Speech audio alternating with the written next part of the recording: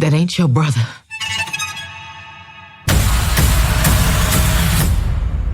I think I shat myself. Alright, so I saw Sinners a few nights ago.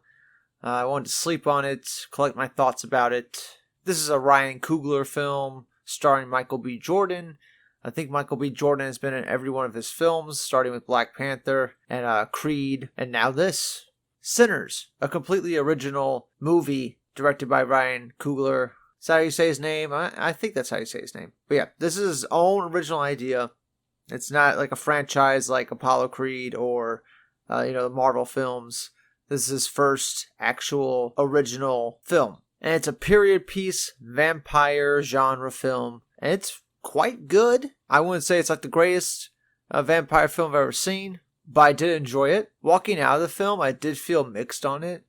I didn't think it was like mind-blowing. And then you go online, you see the overpraise of the movie. Like 98% Rotten Tomatoes, 97% of the audience loves it. And it is a good film, no doubt.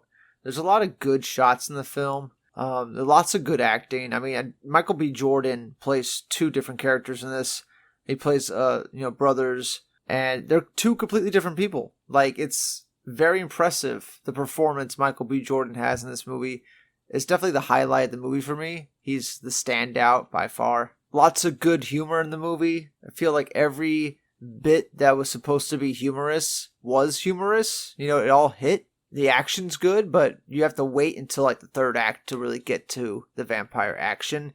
And that's probably the one thing I would say it's a negative critique of the movie, is that it just takes way too long to get to the vampire stuff. You go an hour, 15 minutes before anything really about the vampires happens, right? And the editor of me really wants to cut out 20 to 30 minutes of that first hour of the movie just to get to the action bits. Yeah, I understand what they're doing. They're trying to set up every character so you feel something when they die in the end. But there's a lot of characters. There's tons and tons of characters. Maybe we could have focused it more on just a couple and not 10 different characters. That being said, it was a very well done movie. Very good genre film. And I feel like, the movie is self-aware of that. And if you know about vampire films, you know about the rules of vampires, you're really going to get a kick out of the movie. Because the very first introduction of the main bad guy, vampire, he asked to be let into these people's house. Right away when that happened, I was like, wow, all right, we're going with the classic vampire rules, You don't invite the vampire in. There's garlic, there's holy water. There's all kinds of stuff. There's stakes that you have to stab through the heart. It is classic vampire tropes, and I think the movie is relying on you to already know that. There is a brief scene where one of the voodoo ladies gives them all the rules about the vampires, but you kind of already know that, and she kind of sums it up within 30 seconds. So I like that. I like that the movie doesn't really waste your time with establishing what vampires are or what the rules are for vampires. I like that it just jumps into it. But boy, does it take a long time to get there. It takes over an hour to get to any kind of what the movie's about. Another thing the movie's really about is music and how music calls the dead spirits, the good spirits and the bad spirits and whatnot. And that's what attracts the vampires to them, which, is a cool little take. It's a cool, interesting twist on, this kind of story. However, there is a kind of a jump the shark moment when they're having a dancing scene and then they show you all the different eras of, music, and all the spirits, reverberating through time for the future and the past. And that's the kind of moment that kind of lost me a little bit. I kind of fell out of the movie a little bit because, you start seeing beatbox rappers and DJs and I thought we were in 1930s. Why do I have to see any of this? I mean, it's a cool scene. Don't get me wrong. I do like the way it looked, the choreography of it, but it's just something that didn't quite fit with the movie for me. Nothing else in the movie's really like that. And we're getting a little distracted. Maybe the scene's a little too long. The movie's long enough as it is. Where are the vampires? What I'm saying? This is the kind of stuff I was thinking while the scene was happening. And maybe that's just the editor in me that just wants to cut this stuff down and focus and streamline the movie. But, I'm probably alone with that. The movie's got crazy good reviews, crazy good audience reviews. It's going to make a shit ton of money. It's a huge success for Ryan Coogler and Warner Brothers. Michael B. Jordan does an amazing job in the movie, and there's a lot of good funny parts in the movie.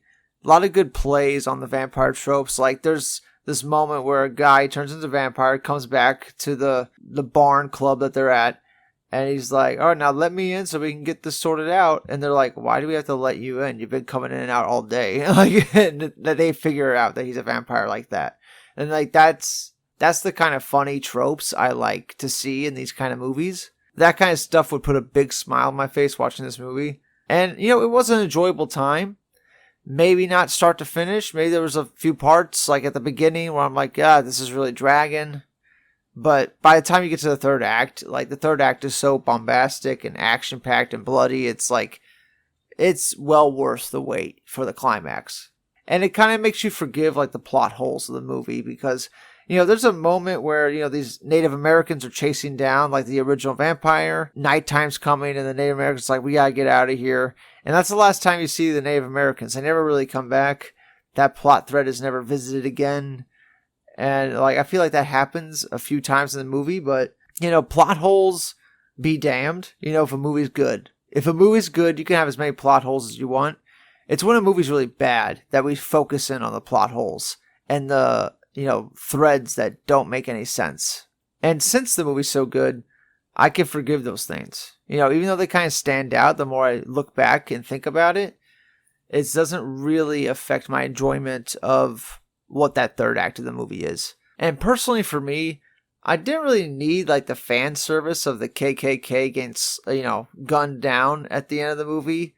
That was another like one of those plot threads that the movie tried to weave in there. And I feel like at that point in the movie, we didn't really need it. Like, the movie was over. We dealt with the vampires. It's over. But no, we have another thing. We have a wave of Klansmen that are coming to kill them. Like, it's like, it's a plot thread that you could have cut out of the movie entirely. And you probably could have the same exact type of ending of the movie. And it really is just fan service. It's like, oh yeah, let's shoot down some KKK members because that's fun. It's like shooting Nazis in a movie. It's just fun to see Nazis die. It's fun to see Klans members get shredded apart. It's why we watch, Quentin Tarantino movies. There's something fun about that. But once again, it comes back to this like idea, does a movie really need it? Are we kind of wasting time? Could we get through this story quicker? Yes, we can get through it quicker. Of course. But what they show, I liked a lot. I kind of like living in this 1930s world that he created with this movie. I like his take on vampires and stuff. It's like, it was quite enjoyable to watch, and I would gladly watch the film again. I'm trying to get back to the theaters to watch it again because it really is kind of an original film at the end of the day. Even though it's using the vampire tropes that we all know, it's still an original story, which doesn't really come around that often. And if it does, it doesn't make like a big gangbusters money, It doesn't get huge audience and critical praise when original movies come out. And I'm glad to see this one's doing good. Another win for Warner Brothers, right? And now this director, Ryan Coogler, is at a level where he could just make whatever movie he wants next, and they're going to give him all kinds of money to do it. And he's at that level now where he's made enough good films that he could probably make whatever he wants for like the next 10 years. But yeah, let me know what you thought of the movie Sinners. Did you like it? What did you think of the performances? Once again, I think Michael B. Jordan steals the show. He's so fucking good in the movie. Let us know in the comments below, what did you think of Sinners? If you get through that first hour, that slow burn, you're going to love this movie. If you get bored easily, you're probably going to hate this movie, and you're probably going to walk out like 30 minutes in, because like nothing's happening for that first hour. But anyway, that's it for now. Comment below, let me know what you think, and I'll see you all in the next one. Bye-bye for now.